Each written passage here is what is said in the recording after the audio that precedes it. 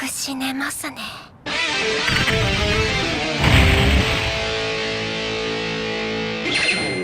After a kinda good first episode, I was hoping to love the latest moe outing from Studio Madhouse and never quite the female director everyone is talking about, Atsuko Ishizuka, whose tendency towards imaginative visual presentation I appreciate a great deal.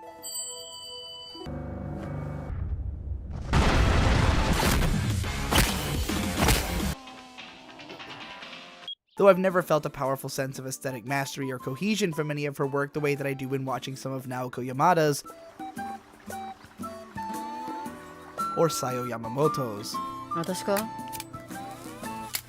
Which is probably why they get talked about a lot more. A Place Further Than the Universe is no different. I adore the exceedingly detailed and realistic backgrounds which make the setting believable, but the harsh white highlights on the character art and the generally simplistic pudgy moe appearance of the designs kind of clashes with that realism. The tone that the show seems to want would have been better served by someone like Inio Asano on designs, who can make realistic contemporary characters that still come across about as cute as any others. Several people recommended this show to me by comparing it to K-On! Aside from sharing the usual four girls club show genre trappings, it is this realism of the setting that is by far the biggest similarity between them. But K-On! Was careful to rarely place its girls anywhere that a bunch of moe blobs wouldn't look at home.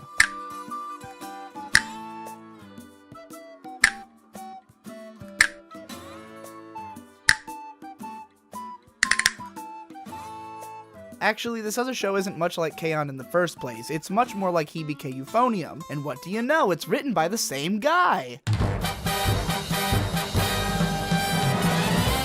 Juki Hanada has been writing for anime since the mid-90s, but pretty much everything he was lead writer on totally sucked shit.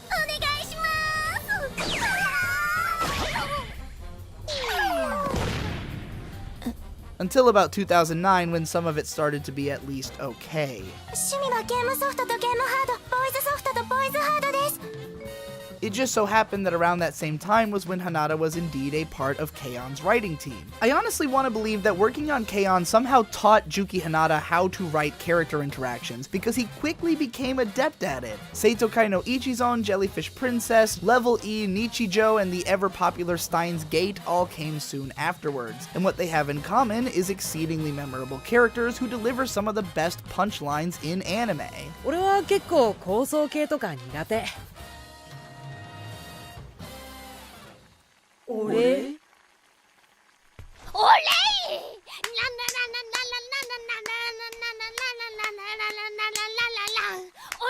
？While Seitokai no Ichizon and Nichijou are both straight-up comedy series, so this is to be expected, the others all combine slick, dialogue-driven humor that plays off of the chemistry between characters with other genres like romance, sci-fi, and suspense.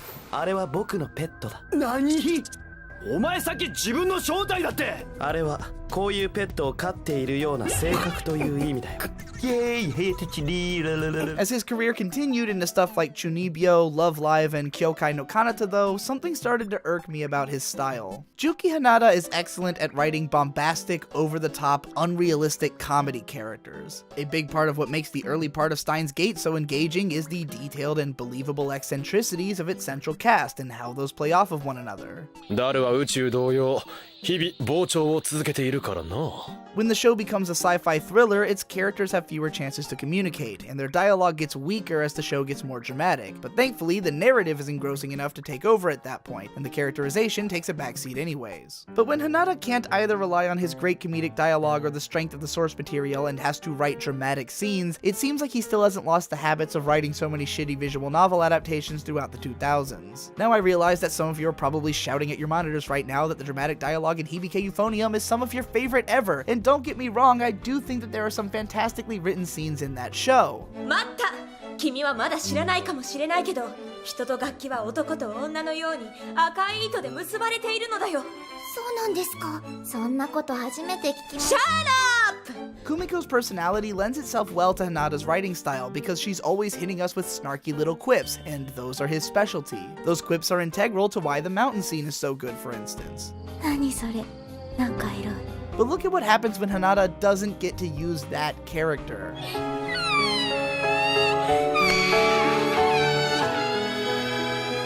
Other girls are so overblown and cartoonishly, emotionally dramatic as to be nearly unwatchable. Characters often just outright explain either theirs or someone else's whole deal with perfect self-awareness, like they're analyzing the script themselves. I remember being shocked by the end of the first season by just how much of what I'd predicted would be the show's themes in my video about the first 2 episodes had later been made explicit in the dialogue. 今の部は去年までとは違うでしょ。コンクール金賞取るつもりで頑張ってるって。私、そこまでできない。 At least that show had the benefit, though, of drawing power from a source material, as well as from one of the most talented animation studios in the business, working in a genre which they are absolutely specialized for. Every Madhouse foray into cute girls shows, including from this director, has come across jarring and weirdly overdone to me. いつかみんなと一緒に一生懸命になれたら、自分たちが主役の物語を作れたらって、なるちゃんが思ってるようなお姫様じゃお姫様だよ。 やった。あとは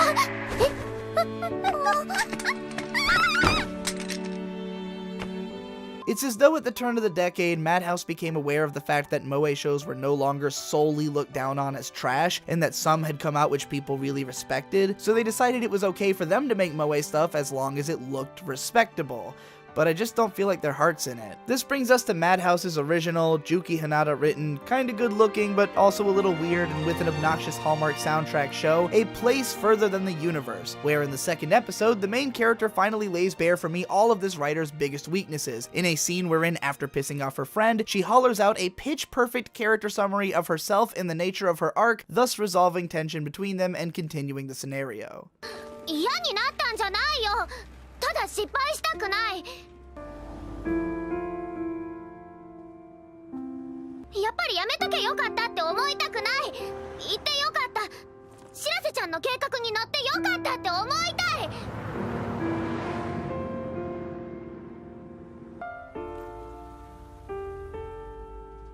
Something about the way this teenage girl rattles off her personal issues with the self-awareness of a certified psychologist in such clear and perfectly communicated terms as to resolve the situation completely totally shattered my image of this world and characters as existing. And no, this isn't some warped expectations thing. I didn't even know who wrote this show until I looked it up after dropping the series after 3 episodes. Only after looking over his work did I realize that my problems with this writing had been systematic up to this point. After all, I've complained in the past about how much I couldn't get into Love Live, because of scenes like characters complaining about having gained weight while exhibiting a significant thigh gap and stick figure legs, or performing in an empty auditorium yet sounding like a fully mastered recording.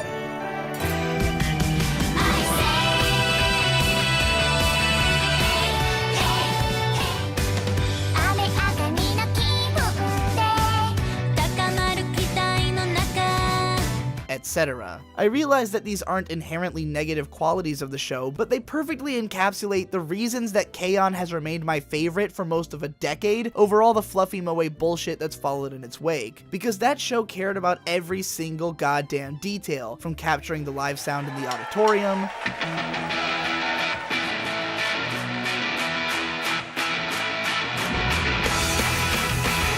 giving the girls enough of an amorphous figure as to suggest that they're not necessarily all even perfectly bodied. They're just like normal high school girls, but in a world that's a few notches more adorable than ours on a consistent all-around basis. Even though my problems with Love Live fell more on the production side than on the script, they are the same problems as what I have with Juki Hanada's other work. It just isn't very subtle or detailed in the places where it needs to be most. Later into episode 2 of A Place Further Than the Universe, a new character was introduced whom I absolutely loved on the basis of her personality and character setting. She's a 16-year-old genius who's got her high school diploma early and is planning to show up everyone who's ever doubted her by rocketing up in the world as young as possible. Energetic, adorable, great character design, only something about the way that she introduced herself as someone who knows everything gave me pause. My confidence in the show's writing having already been shaken by the earlier outburst from the main character,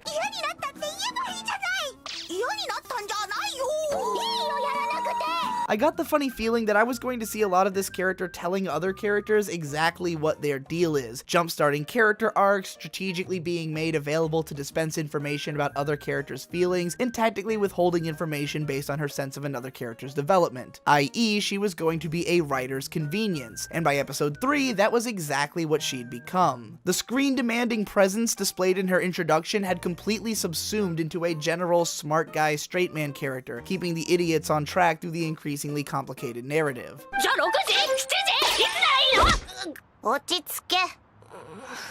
And of course, literally having scenes wherein she first declares that she thinks she's figured out what someone's deal is,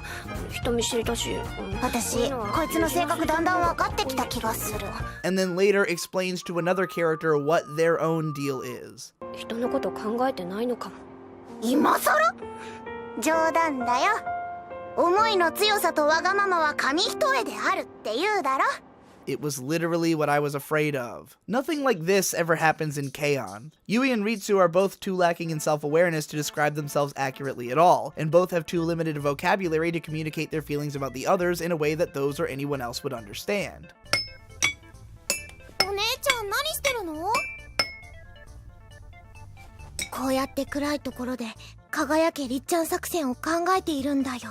Mio is at best able to explain what it is she likes about spending time with her friends, but could hardly be asked what's going on in any of their heads, and isn't egotistical enough to have given much thought to herself. いじられる対象が私からあずさに移ったのは助かったけど、でもこの寂しい気持ちは何？ Tsumuki seems to have a grasp of herself and others on an intuitive level, but no idea how to communicate it effectively in words as opposed to emotions. 私のこと叩いてほしいの。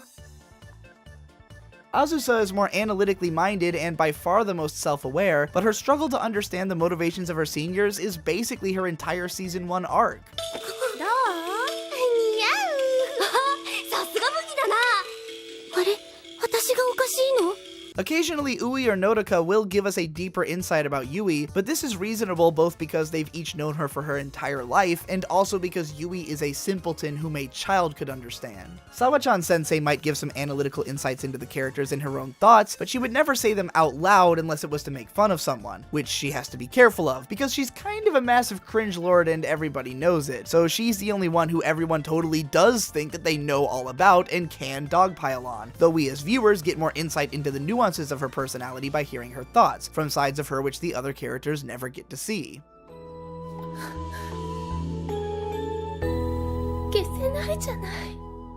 By the end of the series, I'm sure that any of these characters probably could say something a bit more analytical about one another, but they don't have to. Not only do you know everything about these characters from watching the show, but they know everything about each other from spending 3 years together.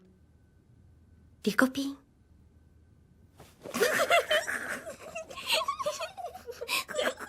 So there's nothing left to say, except to repeat the same dumb memes that you've been laughing about since the year began. みーわー。リコピン。 That, you see, is what dramatic dialogue between friends sounds like. Anyways, I'm sure that the place promised further than our early days in the universe is overall not a bad show. I do think that the characters have fun personalities, strong chemistry, and some funny scenes, and are backed by, if nothing else, a solidly constructed production. But to me, the whole thing comes off a little weak sauce and half-baked. It's nearly been a decade since K-On! Conquered this genre, and in that time, while it's never been toppled, there have been no shortage of strong contenders to the throne, and with a showing as uneven as this at the very start, this show could never have been one of them. Fail. If you're like me and you had your hopes up for a bit more of an adventure-toned show with lovable cute characters, then may I suggest turning your attention to Hisone to Maso-tan, which just started airing this spring 2018 season. It's got a lot of interesting people working on it, so I'm sure I'll talk about them later, but all you really need to know is that the art is really different and kinda cool, the characters are exceedingly striking and fun, and most importantly, the writing is actually great. In the first episode, the main character also goes on a self-analytical tirade, but it's after an entire episode of built-up muttering under her breath breath that we're just waiting to watch explode. And it does so in an erotic, directionless tidal wave of combination self-loathing, total incredulity towards the incompetence of everyone surrounding her, and bitterness towards what has clearly been a lifetime of the combating forces of anal retentiveness and social anxiety. It's a hell of a way to make a character introduction, and the stunned silence of everyone around afterwards felt realer than anything in A Place Further Than the Universe, in spite of the fact that Hisune Tomaso-tan contains a dragon that is also a plane. You should check it out.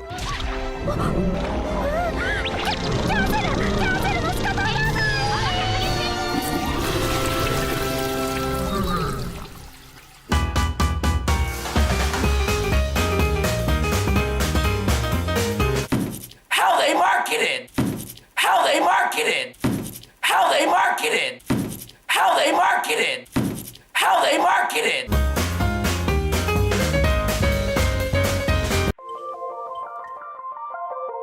これは優しい。なんていうお酒ですか？ダッサい。日本酒通もそうでない人もうならせる銘柄。 Takunomi is the rare series that I'd be willing to believe was created with me in mind specifically. This beautiful blonde girl is obsessed with alcohol, loves to rattle off random facts about different beers, and gives drink mixing lessons. I intend to go through the series again with a notepad and to try every single drink that they showed, since it all looked so goddamn good.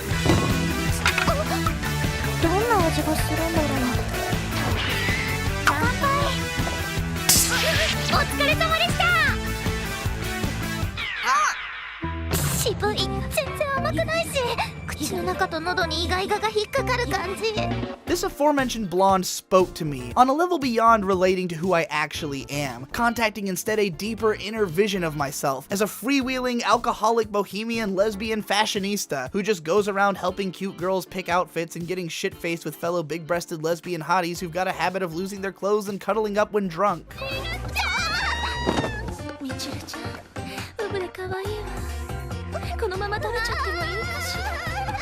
If no part of that sounds like something you identify with at all, then I'm afraid you'll have to bear in mind when watching my videos that sometimes there's a significant difference between the shit that you resonate with and the shit that I do, because Takunomi has less than a 6.5 on Mal, and frankly I can't imagine anyone who this show is actually aimed at giving it less than a 7. My only real complaint is that the background art is painfully generic and bad and reminds me of the Asterisk War, and also that the main character's weird blue hair makes it a lot more difficult to put her in outfits that actually work, as opposed to the other characters, though on the few occasions they gave it their all, they had her really popping off the screen. I finished this show with my fiance in one go, smoking a bowl through the OP every single time, and drinking Kolsch Golden Ale from Bronx Brewery along the way, and it was comfy as fuck and lit as hell. Check this out if you're into shows like I Can't Understand What My Husband Is Saying, and rush to it if you like that show about the husband making drinks for his wife, because frankly this show is more like what I hoped that one would feel like.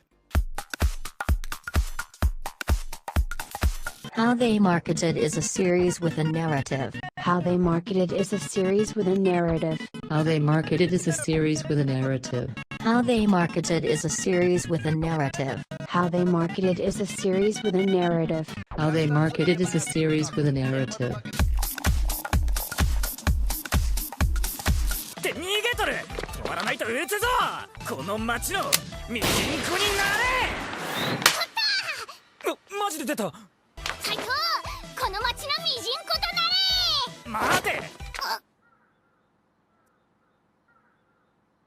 ダメだ。どけ。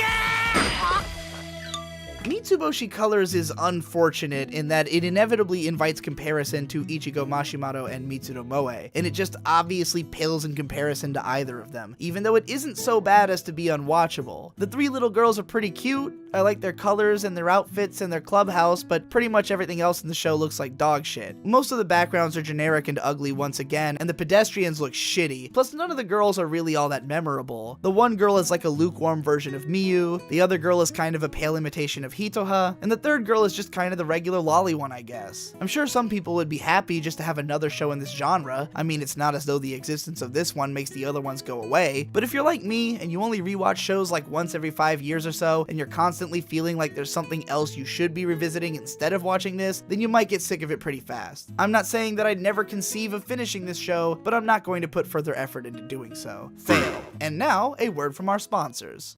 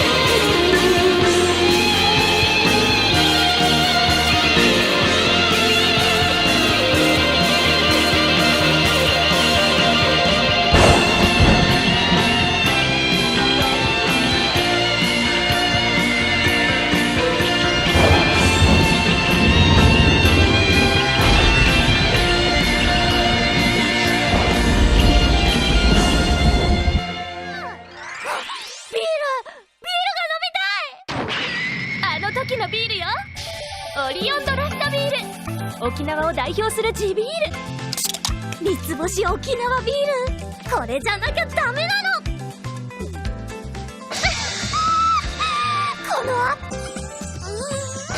このすっきり軽い飲み口、懐かしいわ。まさに思い出のビールだからな。なんといっても沖縄料理に合う。それじゃあ今年も一年お疲れ様でした。お疲れ様でした。万里乾杯。 I was looking for an instrumental version of the Takunomi ending theme for use in a segment that's coming up in this video, and I couldn't find it on YouTube. However, the person who had uploaded the full-length version of the OP had linked to a CD Japan page where you could buy the single. So I figured, what the hell, I want to support this show, I liked it enough, I'll buy the single. Then I noticed there was a limited edition version, which features a DVD, which I assume has a music video mostly focused on voice actress Uchida Maya, who happens to perform both the OP and ED for this show. I happen to be a fan of Uchida Maya. She's the only voice actress who's become popular after 2010 that I actually know the name of, from playing Shadow in Is the Order a Rabbit, Hajime from Gatchaman Crowds, Rika from Chunibyo. I think she was probably the most popular voice actress on this show, and that her involvement with it was partially so that she could use it as a vehicle to launch these singles, as there are listings for special edition versions of both the OP and ED on VGM database. But what really caught my eye while looking at this list of music releases from the show, because I was trying to also track down the OST, was the Takunomi Special Kanpai CD. Now, I couldn't find any information about this CD other than what's on this website, but going by the fact that it's about 96 tracks long, which are broken into 4 sections based on the characters' names, and that most of the tracks are less than 10 seconds long, with the entire thing totaling just over 16 minutes, I'm thinking this is just a CD of the voice actresses saying Kanpai over and over and over again in different contexts. Apparently it came packaged with Volume 1 of the Blu-ray, and I'm not gonna lie, I am legitimately tempted to buy the Blu-ray knowing that this comes with that. And that's how they marketed Takunomi. See you in episode...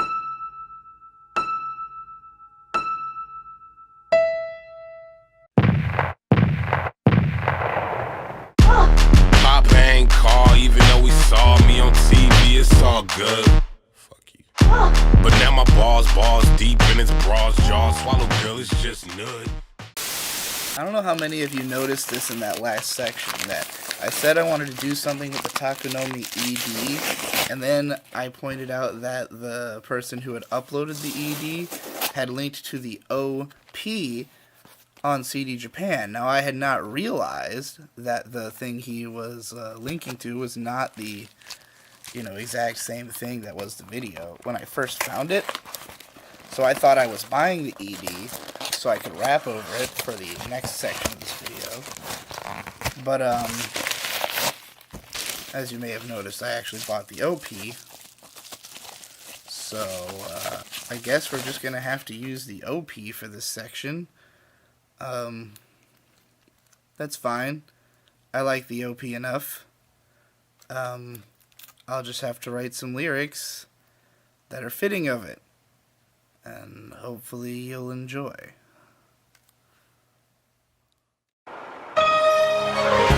There's not much room in this world for real shit anymore. It's only possible if you make it possible. This one goes out to everybody who supports real shit, especially monetarily through sites like Patreon, making careers such as mine possible. This one's for you. This one goes out to the few who never fucking doubted me. Saw what I could do, they wanted, knew they soon be proud of me. Ghost lightning who scouted me, dad who never frowned at me, mom who was like, used a star before nobody crowded me. Thinking shade like every day, they stay nearby and surround me. Now I lay with May and gotta say that woman is my queen. Even appreciate all the support from my family. Outside of the closest folks of my world's all calamities. But they call it the strong and bonded and I practice sanity. And all along the way we bring the friends who wanna stand with me. Also all the fans who make it possible for me to eat and keep encouraging my hunger, chopping at the larger meats, make it keep the strategies, SEO and royalties. I'll be going for the throat. You eat represent my teeth. I'm the jaw that clenches down. We tear off a masterpiece. Plus spraying it hits the ground. That's the fucking industry. Tearing off the faces all the same. I'm close to run the game and making sure they scream my name before I give a chance to plead. Plead them try for every job. Fuck ass times on the fuck wait time. Set the clock back, rewind, let me remind every single thing fucking dies. So you can't have my breath, I'm enough with death, better read your best, motherfucker, I'm stressed like 24/7. Cause enough success never cost my melon. I get you upset, sitting around here chillin'. Go for the chest, I'ma be that villain. Chillin' for a plug, sucker, pipe like killer. Hit it up and dug, why say vigilant? My bitch, heaven sent hard to say bad these days. That's my soldiers, I'll fuck those plates. Doesn't take much to crush these face. Gonna have to pump up them states. Taking risks every chance I get. Laying off cause I know my shit. Kids convinced I gone off my shit. Sitting broken, they parents grim. Giving me dough to see my miss. Spending that money on my bitch. Taking her out to burn out to fucking real hard. And that's how I really live. Watching anime, that ain't shit. Celebrate the greats and the hits. Like we treated when we were kids. How did I get so good at this? Sorry I was born this way. Take the back, you got knocked on the train. You can be your best up today. But you just must run away. Take a chance to fall on your face. Brush yourself off and then go straight to the top of your favorite name. Let them never say who you rate. People that you are, you fuck hate. None of these fucks control your fate. You cannot let possess your crate. They're unique so that you create. Lay them all the ways with your sound. Fire their bodies all around. Add some more to shout to the crowd. Step a second, I'll pull you down. From the town until you won't drown. Fuck the earth so that shit ain't rough. Kill you all and don't fuck around. Don't play with me. Holding down the fort like dad. Sorting out my life cause no doubt wanna be one like mad. Make my kids see reality, well it ain't all bad. I acknowledge that it's selfish to think you'll be glad. Or that I'd be good enough not to fuck up in fact. But if I can make it with the world at my back, you can make it too. I'm gonna do my best for you. You better ring for your best self too. Never let you be what you hate or do. Things you never want to pursue. Teach you all that I know. Try to lose control. Let you be your own. But how you grow. Never gonna be a day when I feel to say that I love you. No, no, no. You'll be sick of hearing that shit. Thinking old dad that force is past me. That's the chaos. He's smiling past me. Got your love and then you pass me too.